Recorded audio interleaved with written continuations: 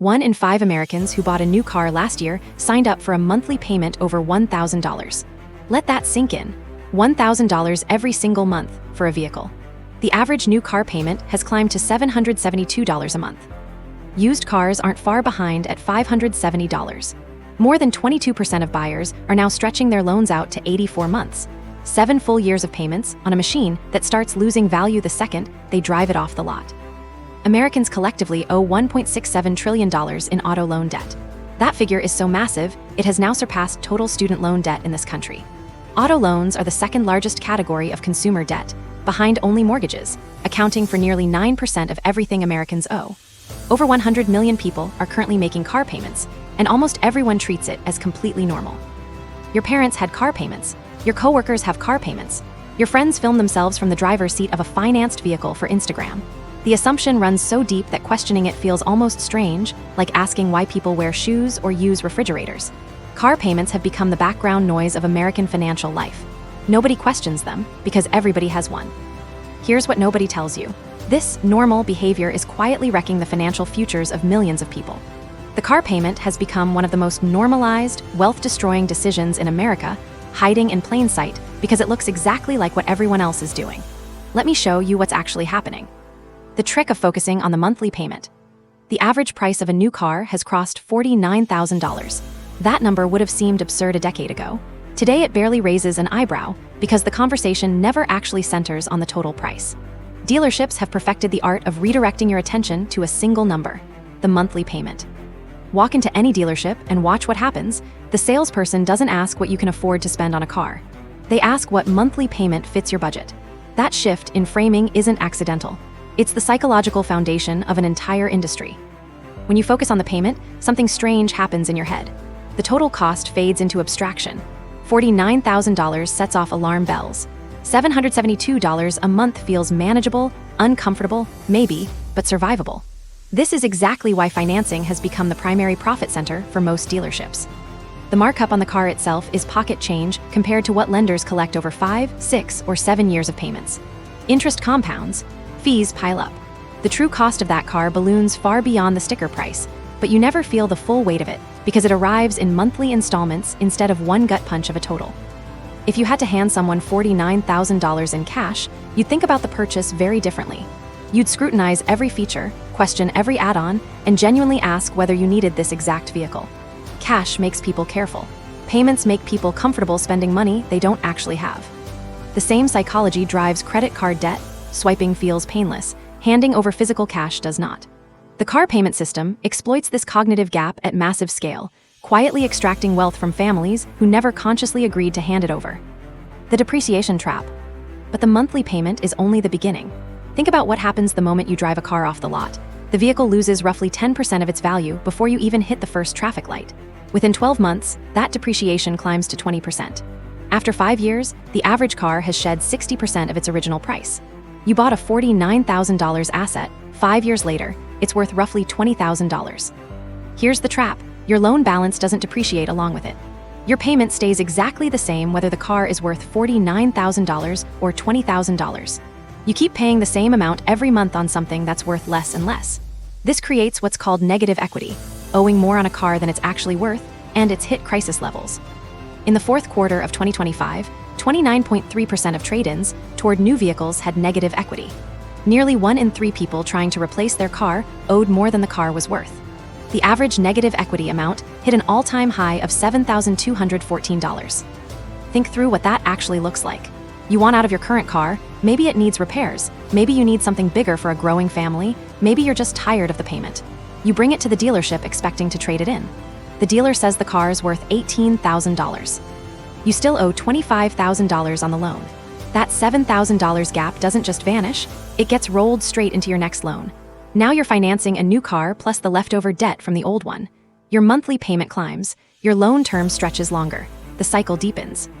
More than a quarter of underwater trade-ins now carry 5-figure negative equity, over $10,000 owed beyond the car's value. Some people walk into dealerships already buried under $15,000 or more before they've even looked at a new vehicle. These aren't reckless people making dumb decisions. They're regular people trapped in a system designed to keep them perpetually in debt. Buyers who roll negative equity into a new loan pay an average of $916 a month, $144 more than the industry average, and finance over $11,000 more than typical buyers. To make those inflated payments feel manageable, many stretch their loans out to 7 years. Longer loans mean slower equity building, which means higher odds of being underwater again the next time they trade in. The pattern feeds itself. Nearly 41% of new vehicle purchases involving negative equity are now financed with 84-month loans. This is how people end up making car payments for their entire adult lives, not because they chose permanent debt, but because each short-term decision creates the exact conditions that make the next loan bigger, longer, and harder to escape. The math nobody shows you at the dealership. Let's walk through the actual numbers. Say you buy a new car for $49,000. You put $4,000 down and finance $45,000 at 7% interest over 72 months. Your payment lands around $770 a month. Over 6 years, you'll pay roughly $55,400 total. Interest alone adds more than $10,000 to the cost of the car. Meanwhile, the car is depreciating the whole time. By year 3, it might be worth $28,000. While you still owe around $25,000, you're barely breaking even on equity after 3 full years of payments. By year 5, the car is worth maybe $20,000, and you owe about $10,000. Finally, you have positive equity. But you've been paying $770 every single month for 5 years, $46,200 in total payments, and your net equity position is just $10,000. You sent $46,200 out of your household and got $10,000 in equity back. The rest evaporated into interest and depreciation. Now multiply that pattern across a lifetime of car ownership. Someone who finances cars continuously from age 25 to 65 will make 4 decades of payments. At $700 a month average, that's $8,400 a year, $336,000 over 40 years, not even counting interest rate swings or inflation. $336,000 flowing straight out of your household just for transportation. If that same $700 a month had gone into an index fund, averaging 8% returns instead, it would grow to over $2.3 million across those 4 decades. The car payment doesn't just cost you the payment, it costs you everything that money could have become.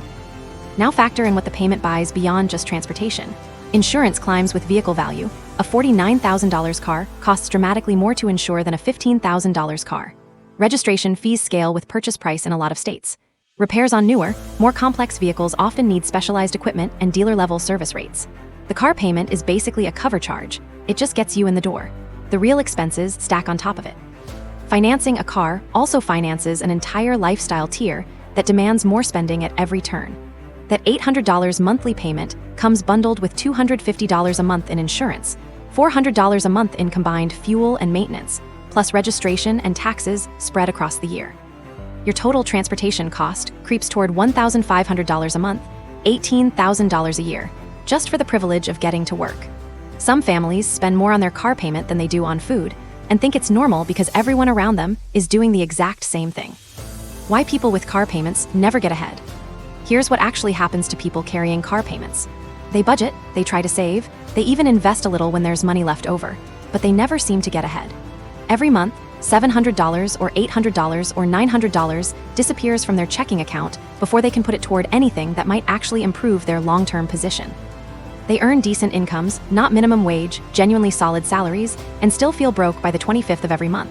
They wonder what they're doing wrong. They cut streaming subscriptions and restaurant spending. They clip coupons and chase sales.